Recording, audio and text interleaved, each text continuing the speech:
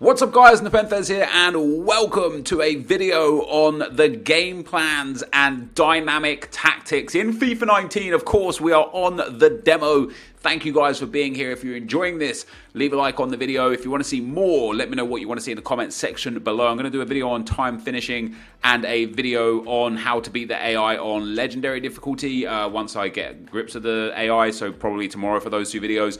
If there's anything you specifically wanted to see from me, guys, let me know in the comment section below. And of course, if you want to watch me playing more of the demo, my streaming link is down below, facebook.com/NepentheZ. The link is just down below. So what dynamic tactics are they going to be useful, and how do they work in Ultimate Team? Well, in Ultimate Team, I'm sure there have been already a few content creators and made videos on it. But basically in Ultimate Team, it basically gives you a way to pretty much just get around the formation and chemistry issues, because you can start essentially what you have is you have your basic formation, right? So you have your starting game plan essentially, which is just being unbalanced. And as you can see here, that's us as a 4-1-2-1-2. Of course, this isn't what I'd necessarily use, but Fernandinho, De Bruyne, Silva, Sterling in at cam, Aguero and Sané up front. So this is your basic formation, and you can change the formation for the basic formation to whatever you want. But I obviously like starting in a 4-1-2-1-2. However, you might start in the 4-3-3 or the 4-2-3-1 or a 5-back formation and then switch in game, because you might want to just change the players around. You might actually start in a 4-1-2-1-2, but you might start your strikers in the midfield and your midfielders up front because of chemistry reasons, and then you could just switch to another 4-4-2 where it's changed around, and we'll get into that in just a second. You could then set up your tactics. We go through constant pressure. Basically, EA have done an amazing job of explaining what the new defensive and offensive tactics are. Just to briefly run through them, you have a constant pressure. This tactic will put high pressure over opposing players on the field.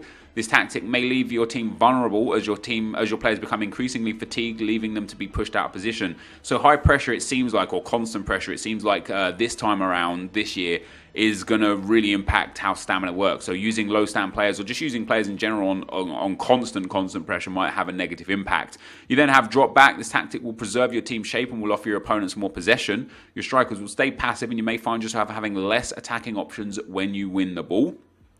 And obviously that's for pretty much, I guess, if you're just trying to hang on to a lead, you just set it to drop back. Then you have balance, a balanced style where your team passes the ball or presses the ball to the middle of the pitch and your team shape is neutral. You then have pressure on heavy touch. So your team preserves their shape until the opportunity to pressure appears. Pressure when the opposition takes a heavy touch, it's a loose ball or controlling a difficult pass facing their own goal. And I feel like for this, you're going to have quality players, right? You can't get away with having the 74, 75, 78 rated golds, or even the 80, 81 rated gold with bad marking, bad positioning, bad stamina, bad tackling, because bad interceptions as well, because they're just going to be out of place all the time. You know, if you try with this tactic with bad players, I feel like you're going to get punished a lot more than if you try it with good players. But that's what pressure on heavy touch is. And then press after possession loss. After your team loses possession of the ball, your teammates will press the ball for approximately 7 seconds. This will affect player fatigue, and your players could be out of position if you don't win the ball back during this time. And this is obviously like Man City's actual game style, how they play. You know, as soon as they lose the ball, they try and get it back straight away. This again could be dangerous, especially online if you are pressing too heavily. As soon as people figure out how to negate this impact, and maybe with chip through balls or quick passing or whatever, it could be a really bad defensive tactic. So we're gonna start this tactic on balanced. You then have width. So this is width when you don't have the ball. So if your opponent has a really wide formation, maybe they're using a 4-3-3, you might want to go super wide.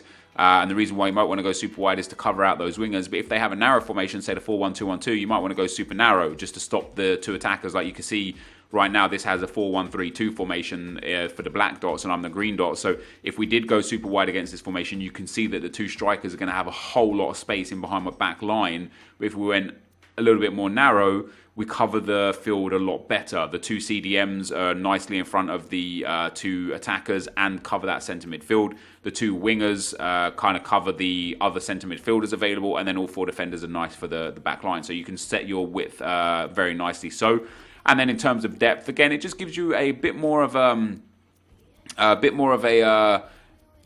impact on what you can do. So you could go super deep, adjust your defensive team shape to give less space behind your back line for long balls and fast strikers to make runs in behind your team. Playing deep will often open up more spaces for long shots or more possession for the opposition team. And then you could press up, and it says adjust your defensive team shape to be high to help pressure on possession teams. Your back line will be high and vulnerable for long balls in behind. But what I get from this, with what it says, is adjust your defense team shape to be high to help put pressure on possession teams. For me, this is basically EA saying, when those guys in Foot Champs go 1-0 up, go part the bus and just start passing around the back line, this is what you're going to need. You know, you're going to need the depth to be super high. So setting up a game plan to have this available is going to be something quite useful. For your basic game plan, for your starting game plan, just having it nice and balanced will probably be quite good. And then in offense, it does the same sort of stuff. It talks about possession. Players will support more rather than going on forward runs. Balance, it says this tactic is used for balance on a team that maintains its formation. Offensive style as long ball, the team will make runs for long balls into space behind the opposing back line. Of course, there's no point using long ball tactic against someone who's super deep because you're not going to get in behind. And then fast build up, this tactic pushes players forward for a faster build up, but if you lose possession of the ball, you can find yourself open to a counter attack. So I would start on balance again, and then this is width when you have the ball rather than when you don't have the ball. So how wide do you want your team to be when you have the ball? Based on, again, your opponent's formation and their play style, you might want to have your width set to wide or narrow. And then for players in the box, this isn't exactly what it says on the screen for what it's worth. So as you can see on the screen, if you drop it down to here, it puts one player in the box, but it doesn't actually mean one player. It says when in crossing zone, adjust your team to have less players in the box for a more patient attacking style. Your players will stay outside the box and rarely make forward runs. And when you put it to the maximum set, it's got 5 players in the box. It's not necessarily 5. I've tested this already. When in the crossing zone, ask your players to make lots of runs into the box. This could be effective to get numbers in the box, but it could leave you vulnerable for a counter-attack. And again, you could utilize these in different game plans to really help yourself defending or offending. So we're going to keep that balance. And then for corners, have a normal amount of players in the box, have a low amount of players in the box for these two. But again, it says 1 here. From what I've experienced, when you have it down on 1, it's actually got 3 in the box. When you have it on 2, it's got 4 in the box. When you have it on 3, it's got 5 in the box. When you have it on 4, it's got 6 in the box. And when you have it on 5, it's got 7 in the box. That's from my personal experience, but that might change based on tactics and formation.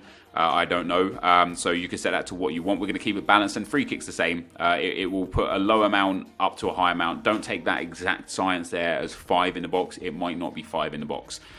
So that's the initial tactics, and then you have instructions which are the same as last year. You can set your strikers to stay central, getting behind, stay central, getting behind. Your roles, obviously, for free kicks, captains, corners and stuff, not really important here. But then how does the game plan take into effect? Well, you have 4 options. So as you guys remember, you can press left and right on the D-pad in game to go defensive, ultra-defensive, part of the bus, attacking, ultra-attacking, and all-out attack. Well, this year they've removed all-out attack, and they've removed park the bus. And they've effectively removed ultra-defensive, defensive, attacking, ultra-attacking, because even though it says ultra-defensive and defensive here, that's just what it reads on the D-pad. You could actually set this to be an offensive tactic. But basically, you have the luxury now of setting up 4 different game plans. You can set up a game plan for when you're 1-0 down with 10 minutes left and your opponent is being a bit of a biatch and playing super defensive. So how would you set that tactic up? Well, let's put it in... Let's put it in ultra attacking just for sake of ease of remembering. So what you do is, of course, you can't change the squad now because you've locked in your squad on your basic formation, your basic tactic. But you could switch to a 3-4-2-1. Where is the 3-4-2-1? So you could switch to a 3-4-2-1. Of course, then you'd change your squad accordingly. So we'd have De Bruyne, Fernandinho, Mendy out on the left. I would put it with this 11. I'd put Walker out on the right, and I'd put Fernandinho in at CDM. So I'd set my team up like this. So as soon as now we save this, as soon as we confirm the game plan like that, this is our basic game plan. If we then went to ultra attacking, it would switch to the 3-4-2-1 with the team looking like this on the field. Of course, you need to improve your tactics. Now, we're setting this up as though we are 1-0 down with 10 minutes to go. So you're going to want to put constant pressure on. You're going to want to put your depth really high to put pressure on. And then your offensive style, you're going to want to go to either fast build-up or long ball. Your width, kind of irrelevant, just depends on your personal preference. And then players in the box and corners, you're going to want to put like just all stacked out. Players in the box, max. Corners, max. Free kicks, max. Your instructions, again, you can set your instructions to benefit you for people staying up forwards, getting in behind, going wide, etc. So that's game plan number 1. Game plan number 2, For argument's sake, we could set as a super defensive one. So you go 1-0 up and you want to hang on. Well, you could go into a 5-back formation. So the 5-3-2 is always a good formation to go for. You could set your squad accordingly once again. In fact, we're not going to go for the 5-3-2. We're going to go for the 5-2-2-1. It's just going to be better for what we want it for. Let's go all the way down the bottom here to the 5 backs. We want a 5, not a 2-1-2. We want the 5-4-1 diamond. Really, where's the 5-2-2-1? Do we not have that anymore? I guess we don't have that anymore. We'll go for the 5-4-1 diamond then. And we're going to want to put ourselves Raheem Sterling. No, see, I don't need a defensive midfielder. I kind of need the 2 wingers. I guess they've taken out the 5-2-2-1. Maybe it was just too overpowered. 5-4-1, 5-3-2. The 5-3-2 I don't really want because it's too central. The 5-2-3, there you go. That's the 5-2-2-1. That's what we wanted. So we could put Sané, Aguero and Sterling up, De Bruyne and Silva in, and then basically bring Fernandinho into the defense, and we set it up like this. And now why this is good is because we can set our tactics now to drop back, put the width nice and narrow because we've got 5 at the back, set it super deep. The offensive style will go for a long ball because we're just going to be trying to play out the back. Width again a little bit deeper. Players in the box, we want none. Players for corners and free kicks, we want none, and we just want to play super passive. And we can obviously then also set the instructions for our midfielders to stay back while attacking, so that they don't go forwards. And it allows us to have now straight away off the bat, we've got our default, we go into the game 4-1-2-1-2 formation.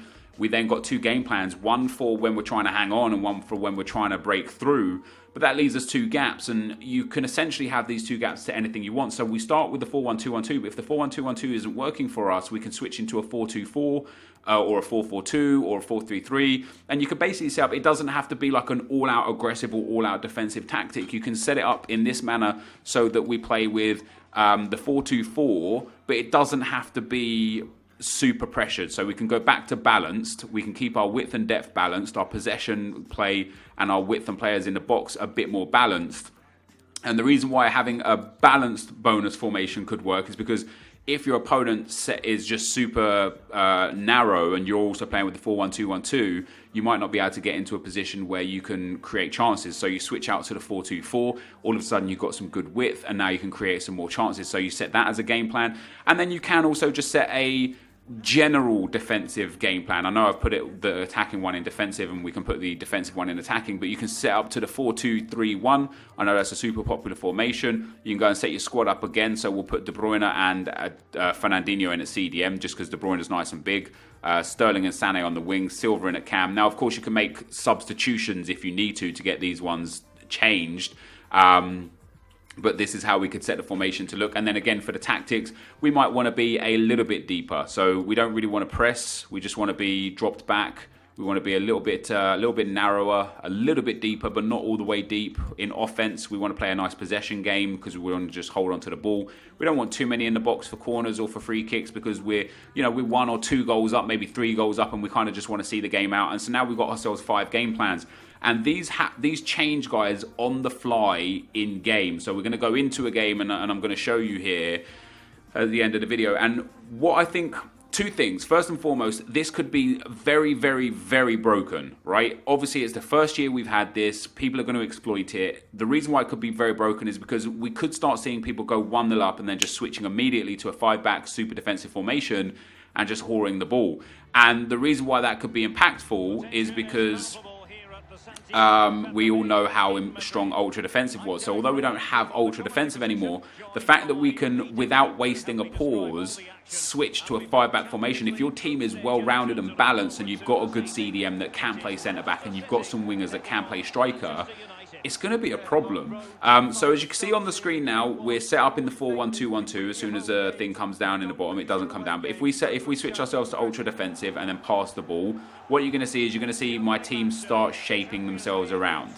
So there you go. They've just started clicking into it. I saw Fernandinho has now dropped back into the centre-back role. And if we pause it, you'll see that we are now a 5-2-2-1 or a 5-2-3, which obviously 0-0 doesn't really help us all that much because we don't really get much out of that. So if we go ultra-attacking, you'll see the players start to shift around after a little while. It doesn't happen immediately. It takes a little bit of time. maybe a few in-game minutes, and then once they've shifted around, you'll see them again when we press pause on the game. We're now in a 3-4-2-1 formation, and that's how it lines up in game. So it might, as I say, you know, it might take a few seconds to get to where you need to get to. And then of course, in terms of I just want a corner. Can we get a corner? Is he going to kick it out for a corner? No. In terms of I don't really want to score that. I didn't score it. In terms of the set pieces, you will have more in the box if you've set that up for your tactic. You'll have less in the box if you've set that up for your tactic. And that's pretty much how it works. So the benefits there, guys, obviously you can set up a super aggressive tactic if someone's playing super passive. You can set up super passive if you're just trying to hold on to a lead. And then you can just generally have a nice couple of, you know, formations to switch between. And of course, if you've got the players that you can utilize, if you've got some good utility players that can play on the wings, or can play central, can play centre midfield, or can play in CDM, or can play in CDM, or can play in centre back, you're going to really be able to function really well through your, you know, through your dynamic tactics. He's offside. Through your dynamic tactics to help you. So that's on the positive side, is you can set up a few game plans. You know, again, even if somebody's not parked the bus and fire at the back, if somebody's just playing defensive, if you know, so many times in FUT Champs over the last 2 years, I've been like, damn, this guy's 4-2-3-1. He's playing defensive and he's just trying to kill the game. I can have a game plan to counter that. I could just have a tactic that's set up to be quite aggressive. You know, the one that gets the ball back within 7 seconds, and just put a lot of pressure on the guy, because if he's playing super defensive, it's not going to really make much of a difference, right? Because he's not going to be able to counter me all that very well. Let's see if we can get a corner here. This is a good angle for a shot to get a corner. I've actually just scored. What are the chances? So that's a positive. But on the downside is that people can literally just switch to ultra super defensive on a whim without having to even pause the game, and that might be quite overpowered. The other thing that we could obviously consider is that in FIFA, you might start, as I said before, you might start in a 4-1-2-1-2 narrow with your defenders up front and your midfielders in defence. With your attackers in midfield and your midfielders in attack. And then you could just have one of your game plans where it's just switched them into the right order, so that you get the chemistry benefits without having to pause it from kickoff and go into a game. And I know that will both please some people and annoy some people. But that, guys, is how game plans work. That is how you can utilize them to your advantage. I suggest that you guys spend some time on the demo figuring out a nice set of game plans with your basic. For me, I think a lot of people aren't going to have 5 game plans, even though you can have balance, which is default, and then you can have your ultra defensive, defensive, attacking, ultra attacking.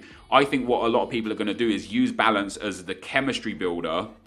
So that might be a 4-2-2 or a 4-4-2 or the 4-3-3, and then either their attacking or their defensive is going to be their go-to formation. So they're going to immediately switch into attacking or defensive in game to set up their actual tactics. So I think a lot of people are going to switch between basically 4 game plans instead of 5 game plans. But it would be worth you guys getting into kickoff mode, checking out some of the game plans, seeing how they work and seeing what benefits you, and how it works when you're attacking and defending, when you're leading and when you're not. Like, I'm going to go into a few games now on legendary difficulty. I'm going to try and get a 1-0 lead, switch to 5 back and see what happens, see how the AI interacts with that, and see how it goes on from there. But that, guys, is of course going to be the end of the video for now. If you did enjoy it, leave a like on the video, it'd be much appreciated. Thank you guys for watching, and I'll see you next time. I'm out. Peace.